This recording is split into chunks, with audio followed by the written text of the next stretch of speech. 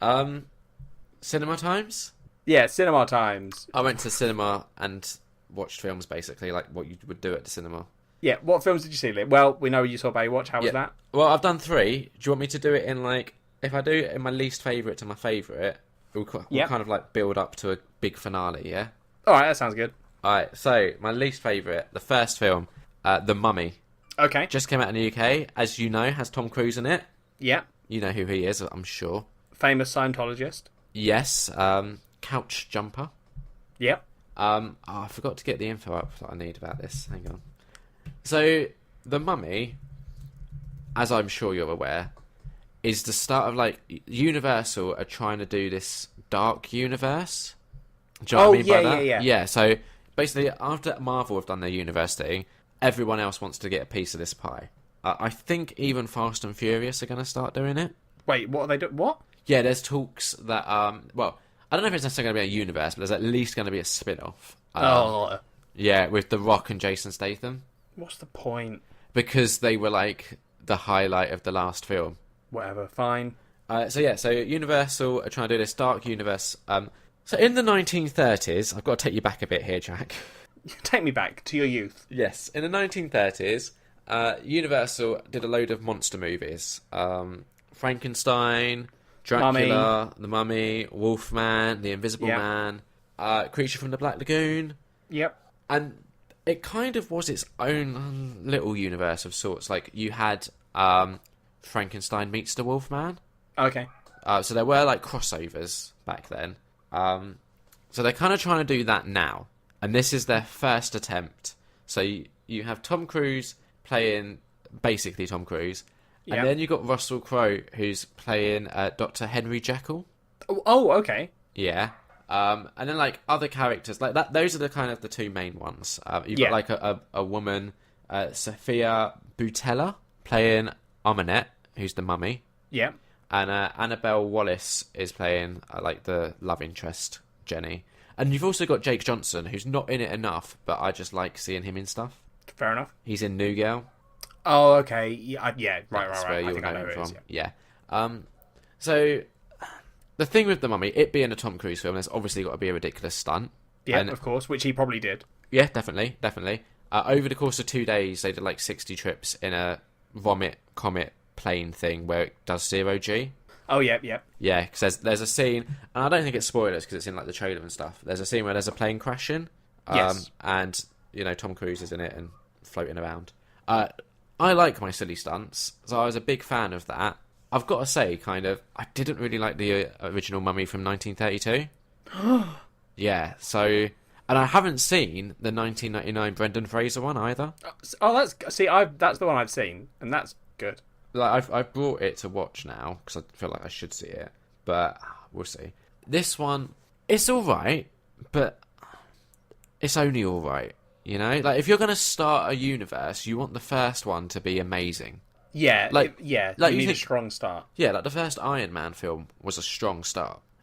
Yeah, definitely. The Mummy isn't a very strong start. There's like a few patches where it all gets a bit too dull. A lot of it is quite dark, and I don't mean that thematically. I mean that in like there wasn't enough lighting. Oh, okay, literally dark. Yep. Also, for a horror movie, not scary. Well, is it meant to be a horror movie? I mean, it's The Mummy, and they're trying to do a thing called the Dark Universe. Yeah, but the 1990s one, not particularly scary. So, the thing is, and this is the issue. If they're trying to tie in all these things, like Invisible Man and all that sort of stuff, they're rooted in horror, right? Yeah. So surely you'd want to start this universe off on the right foot. And if all of the others, you've got kind of 2 options. All of the others are either going to take this approach of 2017's The Mummy and kind of lose the horror, in which case, why are you doing that? Or you've got, like, The Mummy is this really odd one out because it doesn't have enough horror to it, and the others will have to have more. But then, are those monster films, like, they used to be scary, I imagine. Yeah. Like, for the time. But the idea of those sort of monsters, I think things like Frankenstein and The Mummy and, like, maybe not so much The Invisible Man, but they've been so sort of used in pop culture that I feel like they've lost all their fear. that's why you kind of come back with a really good horror take on it to bring that fear back, I think. I just don't know if the idea of a mummy is scary. No, it isn't. And that's one of the biggest... And I think so in America, it got a PG-13. What did it get here? I believe it got a 15. Really? I'll double check. No, I just meant it in like a... That's quite a big jump, or it feels like a big jump for the two. I read somewhere that it got that, but it might not. Yeah, UK got 15. Fair enough. So, and the reason for that would be there's a couple of like scenes where there's things that look a bit gross, essentially. Okay. Do you know what I mean? Like, it's not Yeah, scary, but you know. Yeah, like I mean, there's a scene in the trailer with the swimmy zombie sort of thing. Yeah, exactly. And they look a bit gross. Yeah. I just, if you're gonna do this like dark universe, you need to have the balls to not try and like make it fit into a PG-13 package.